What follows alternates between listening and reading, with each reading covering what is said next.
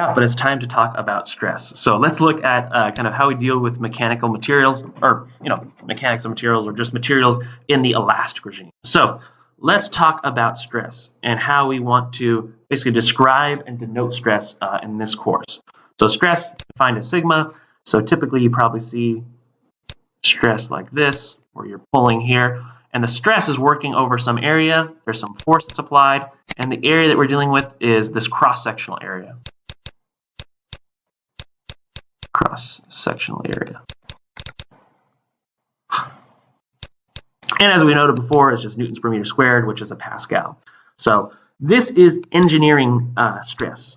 If we were to calculate the true stress, we'd have to normalize by the instantaneous area, but that is extremely difficult kind of experimentally to do so. So you'll see some true stress strain curves basically in literature, but it's not going to be as common, and we're not going to deal with it too much in this course. So we're typically going to be dealing mostly with engineering stress. Additionally, in addition to dealing with basically negative or basically engineering strain, instead of true, engineering stress instead of true stress, we are also going to be using kind of this notation sigma. Sigma is a shorthand notation for what we call normal stresses. So normal stresses, i.e., the force acts normal to the cross-sectional area on which it's, or the area on which it's interacting. So here you can see it's perpendicular. So sigma is typically used for normal stresses. If you see kind of this notation tau, still force per unit area, but you'll see that your shear stress is typically like this. So you shear a material like so. So here the force is acting like on the same, not normal, actually parallel to the area. This area here, if it's a kind of a cube, this area on which the stress is interacting. So tau shear stresses, again, still force per unit area, still pascals. But this leads us into our key discussion and how we're going to represent stress and strain in this class, which is that stress is a second-rank tensor, sigma ij, and so is strain. So I denotes the normal to the plane on which the force is acting. So this is why it's really critically important to define your coordinate system. So we're going to define 1, 2, 3.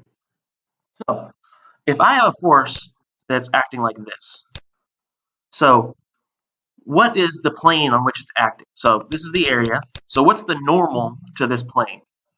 So my I is going to be the normal to that plane. That normal direction is in the 3 direction. And then I need to do J is the direction of force. So J, where's the force being applied? It's also in 3 direction. So this stress is sigma 3, 3.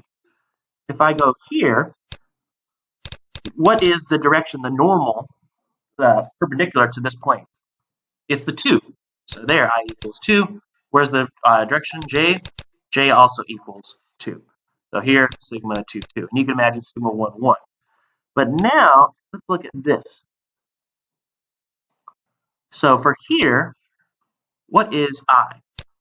So the normal to the plane is 3, but what's the direction in which it's going? 2.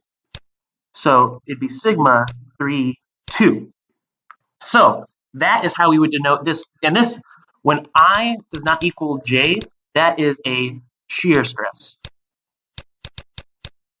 So you can kind of imagine if it's a second-rank tensor, and a tensor denotes obviously tensors distinct from a matrix because there's a direction associated with it. So we're going to denote stress, again, same idea here, as this, and this is going to be our full stress tensor. So sigma 1, 1, sigma 1, 2. So this is a complex, matrix or really tensor. The mathematicians are attacking with 9 independent components. But if we assume that our cube, our representative volume element, is in equilibrium, i.e., our cube does not rotate. So if my cube is not rotating, I'm static. It means that this shear stress here. So let's look at this example. So this is, as we saw, what's the normal?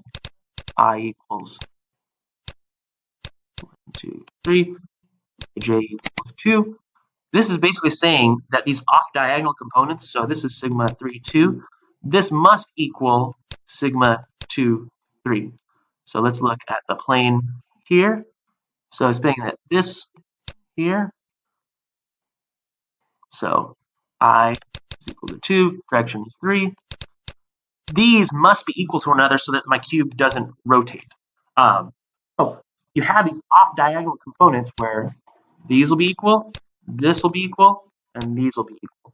So your 9 independent components reduces to 6, and then you get this very, very nice tensor that you could work with that's reduced to right here. And you can see some of these directions that we'll be dealing with later on.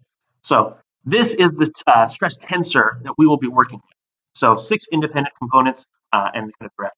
So you can start to identify some unique stress states. So if I have a system like this, if I have, do this as 1, 2, what is my stress?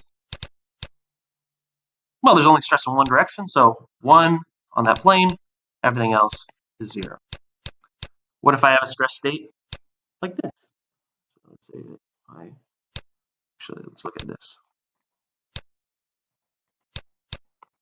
So if I have, let's say, again, 1, 2, 3. So if I have a stress like this, stress like this, stress like this, stress like this, then let's go stress like this, stress like that.